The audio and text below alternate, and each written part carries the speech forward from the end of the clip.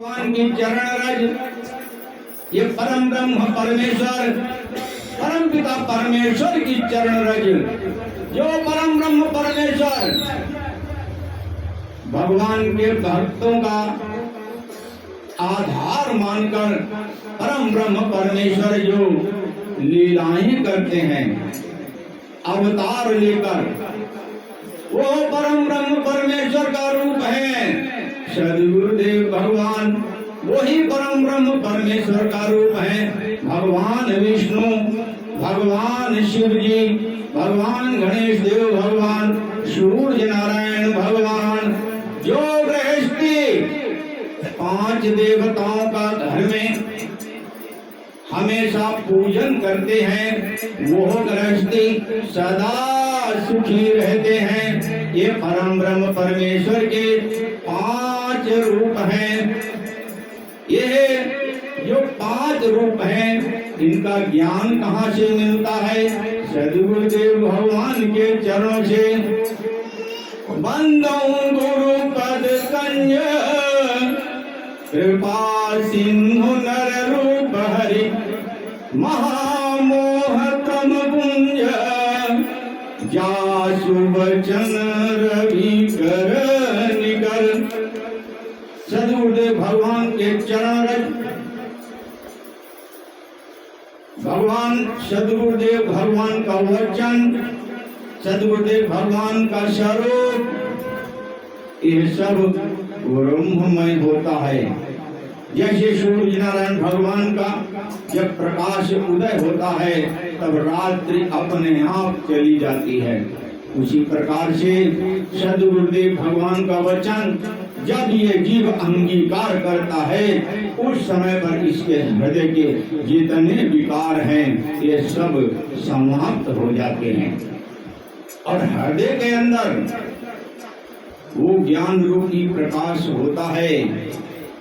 उगरही विमल बिलोचन ही के, मिटई दोष दुख भवर जनी के, सूझई रामचरित मणि मानिक, उपुत प्रगट जहाँ जो जेहि खानिक।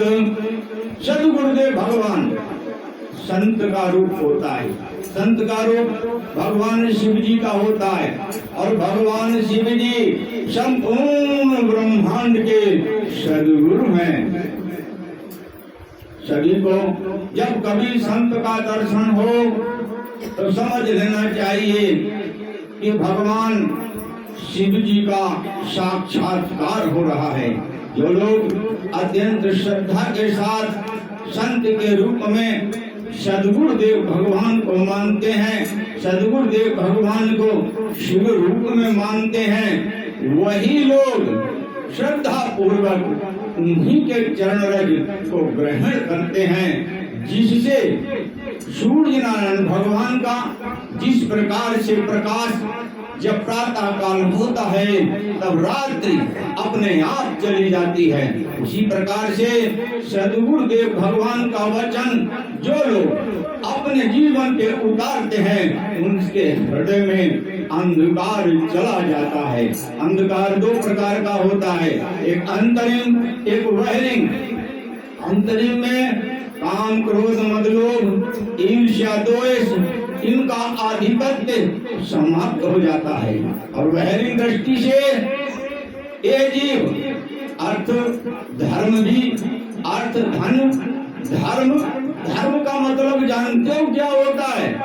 अरे धन तो खूब है घर में, धर्म के कार्य तो खूब करते हैं, भगवान सत्यनारायण की कथा भी कराएंगे, लेकिन सत्यनारायण भगवान ने जो अपनी ये कथा का जो रूप बनाया, इसलिए बनाया संपूर्ण मानव जाति सत्य के मार्ग पे चले। कथा तो सत्यनारायण भगवान की हो रही है, लेकिन झूठ का अभ्यास किया जा रहा है।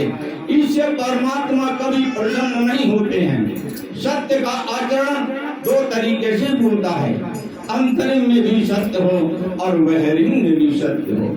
सत्य क्या है? एक परम परमेश्वर ही सत्य है और बाकी सब असत्य है। परम ब्रह्म परमेश्वर को हृदय में अंगीकार करो, सत्य अपने आप आएगा, बहरिंग में भी आएगा, अंतरिंग में भी आएगा। लेकिन जब तक अपने अंदर परम ब्रह्म परमेश्वर की अनुभूति नहीं करोगे, तब तक कैसे हमको आपको बहरिंग में भी सत्य हो। और सत्य का बहरिंग का रूप जानते हो कौन सा होता है? ईश्वर निर्गुण निर्विकार रूप में है। ईश्वर 5 देवों के रूप में है। ईश्वर समस्त देवों के रूप में है।